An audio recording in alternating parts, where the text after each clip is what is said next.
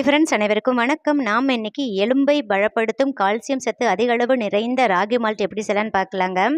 சிறியவர்கள் முதல் பெரியவர்கள் வரை அனைவரும் குடிக்கலாங்க. பெரியவர்கள் எப்படி குடிக்கலான்றதுக்கான டிப்ஸும் நான் சொல்லியிருக்கேங்க. இதில் கால்சியம் சத்து மட்டும் கிடையாதுங்க. முகப்பொலிவு, புத்தி கூர்மை, உயரம், வளர்ச்சி, இரும்பு சத்து குறையாமல் இருக்கிறதுக்கான பொருட்களை எல்லாம் சேர்த்து தாங்க இந்த கஞ்சியை நான் ப்ரிப்பேர் பண்ணியிருக்கேன். ரொம்ப ரொம்ப பவர்ஃபுல்லான எனர்ஜி ட்ரிங்க்னே சொல்லலாங்க. இப்போ இருந்தே குழந்தைங்களுக்கு நீங்கள் இந்த கஞ்சியை குடிக்கிற பட்சத்தில் அவங்களுக்கு ஆயுசுக்கும் கால்சியம் குறைபாடே வராதுங்க. எலும்பு தேய்மானம், அதே மாதிரி மூட்டு வலி, இந்த மாதிரி இடுப்பு வலி இருக்கிறவங்களுக்கெல்லாம் இந்த கஞ்சியை நீங்கள் தாராளமாக எடுத்துக்கலாங்க. ஸோ ரெகுலராக எடுத்துக்கிற பட்சத்தில் அதுலேருந்து நமக்கு ரிலீஃப் ஆகலாங்க. வீடியோக்குள்ளே போகிறதுக்கு முன்னாடி நம்ம சேனலை இன்னும் சப்ஸ்கிரைப் பண்ணாத நண்பர்கள் சப்ஸ்கிரைப் பண்ணுங்கள், சப்போர்ட் பண்ணுங்கள். வாங்க இப்போ வீடியோக்குள்ளே போகலாம். ஃபஸ்ட்டு இந்த மாதிரி ஒரு பவுல் எடுத்துக்கோங்க. இதில் 5 பாதாம் பருப்பு சேர்க்குறேன். பாதாம் பருப்பில் ஃபோலிக் ஆசிட் அதிக அளவு இருக்கிறதுனால புத்தி கூர்மைக்கு ரொம்ப முக்கிய பங்கு வகிக்குது. நெக்ஸ்ட்டு 3 முழு முந்திரி பருப்பு எடுத்துருக்கேங்க. 4 வரைக்கும் சேர்த்துக்கலாம், அதுக்கு மேலே வேண்டாம். முந்திரி பருப்பில் பாஸ்பரஸும் மெக்னீஷியம் அதிக அளவு இருக்கிறதுனால முடி வளர்ச்சிக்கும் சரும பொலிவுக்கும் மிக முக்கிய பங்கு வகிக்குதுங்க. நெக்ஸ்ட்டு 3 பேரிச்சம்பழம் எடுத்துருக்கேங்க. உள்ளே இருக்கிற கொட்டையை நீக்கிட்டு சேர்த்துக்கோங்க. பேரிச்சம்பழத்தில் இரும்பு சத்து அதிகமாக இருக்கிறதுனால ரத்த சோகை, அனிமிக் போன்ற ப்ராப்ளம்லாம் வராமல் இருக்குங்க. இப்போ நல்லா கொதிக்கிற தண்ணியை இந்த நட்ஸு மூழ்கிற அளவுக்கு ஊற்றிடுங்க. ஒரு அரை மணி நேரம் ஊற வச்சுருங்க. அரை மணி நேரம் ஊறினாதாங்க நல்லா ஸ்மூத்தாக நமக்கு மிக்ஸியில் அரைப்பெறும். இது ஒரு ஓரமாக இருக்கட்டும். நெக்ஸ்ட்டு கடாய் எடுத்துக்கோங்க. ஹெவி பாட்டம் அல்லது நான்ஸ்டிக் கடாய் எடுத்துக்கோங்க. இந்த ஸ்பூனில் 3 டீஸ்பூன் ராகி மாவு சேர்க்குறேங்க.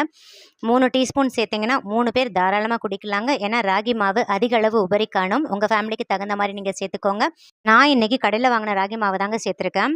கடையில் ராகி மாவு வாங்கிட்டு வந்தீங்கன்னா ஒரு பிஞ்சு வாயில் எடுத்து போட்டு டேஸ்ட் பண்ணி பாருங்கள். கசப்பு சுவையுடையதாக இருந்தால் அந்த ராகி மாவை அவாய்ட் பண்ணிடுங்க, நல்லதில்லை. இப்போ பாருங்கள், ராகி மாவை வந்து முளைக்கட்டின ராகி மாவு, நார்மல் ராகி மாவுன்னு இருக்குங்க. முளைக்கட்டின ராகி மாவாக இருந்தால் ரொம்ப பெஸ்ட்டாக இருக்கும். நான் இன்றைக்கி நார்மல் ராகி மாவு தாங்க எடுத்திருக்கேன். ஸ்டவ் ஆன் பண்ணிக்கோங்க. ஃப்ளேமை கம்ப்ளீட்டாக சிம்மில் வச்சுருங்க. 3லேருந்து 4 நிமிஷத்துக்கு நல்ல வாசனை வர்ற அளவுக்கு வறுத்துருங்க. வீட்டில் அரைச்ச மாவாக இருந்தால் வறுக்க தேவையில்லைங்க.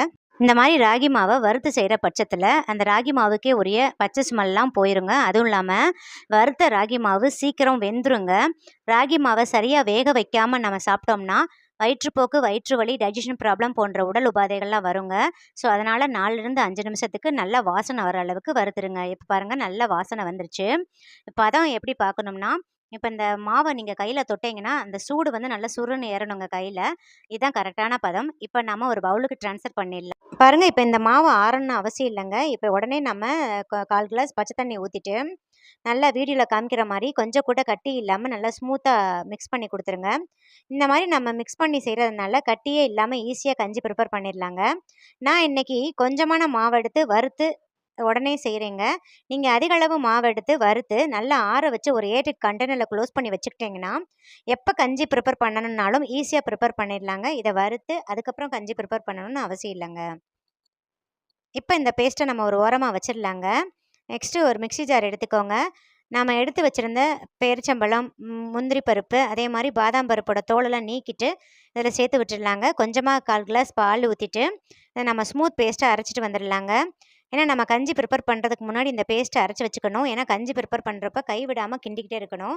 ஸோ அந்த டைமில் நம்மளால் பேஸ்ட் அரைக்க முடியாது. பாருங்கள், நான் அரைச்சிட்டு வந்துட்டு நல்லா அந்த மாதிரி ஸ்மூத் பேஸ்ட்டாக அரைச்சிக்கோங்க. இப்போ இது ஒரு ஓரமாக வச்சுடுங்க. நெக்ஸ்ட்டு இந்த மாதிரி ஒரு அகலமான பாத்திரம் எடுத்துக்கோங்க. நார்மல் டீ கிளாஸில் 2 கிளாஸ் தண்ணி ஊற்றுறேங்க. 200 ml இருக்கும். இப்போ நம்ம கரைச்சி வச்ச கேழ்வரகு பேஸ்ட்டை இதில் சேர்த்துடலாங்க. சேர்த்துட்டு இது கூடயே 2 பிஞ்ச் உப்பு சேர்த்துருங்க. உப்பு சேர்த்துட்டு நல்லா கரண்டி வச்சு மிக்ஸ் பண்ணி விட்டுருங்க. இது வரைக்கும் நான் ஸ்டவ்வை ஆன் பண்ணலைங்க.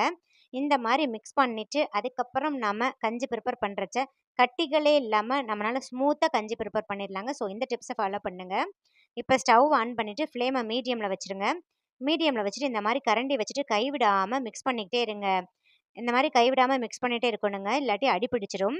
இப்படி மிக்ஸ் பண்ணிகிட்டே இருக்கிற பட்சத்தில் நல்லா வந்து இந்த மாவு வந்து நல்லா பொங்கி வந்து வேகணுங்க. இந்த மாதிரி நல்லா பொங்கி வந்து வெந்தால் தான் உங்களுக்கு இந்த ராகி கஞ்சி வந்து நல்லா வெந்து கிடைக்கும். பொங்கி வரைச்சி ஃப்ளேமை கம்ப்ளீட்டாக சிம் பண்ணிடுங்க. அதுக்கப்புறம் மீடியம் டு ஹையில் வச்சு கொஞ்சம் 2-3 டைம் பொங்கி வர வச்சுக்கோங்க. அதுக்கப்புறம் சிம் பண்ணிக்கோங்க. நீங்களே ஃப்ளேமை ஆல்ட்ரு பண்ணி வேக வச்சுக்கோங்க. இப்போ பாருங்கள், உங்களுக்கே நல்லா தெரியும் எந்த மாதிரி கண்ணாடி பதத்தில் இருக்குது பாருங்கள் கஞ்சி. அதுவும் இல்லாமல் நல்லா டார்க் ப்ரௌன் கலரில் இருக்குது பாருங்கள். நம்ம ஊற்றின 2 கப் தண்ணி 1/2 கப் தண்ணியாக மாறிடுச்சு பாருங்கள். இதான் கரெக்டான ஸ்டேஜ். இப்போ நம்ம பால் ஊற்றிடலாம்.